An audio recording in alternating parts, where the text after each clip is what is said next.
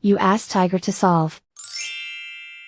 This deals with linear equations with one unknown. The final result is x equals 91.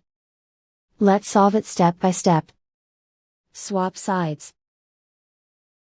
Group all constants on the right side of the equation.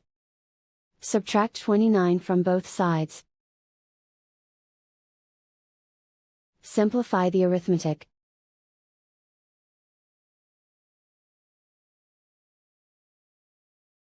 Isolate the x.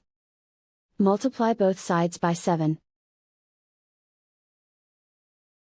Group like terms. Multiply the coefficients. Simplify the fraction.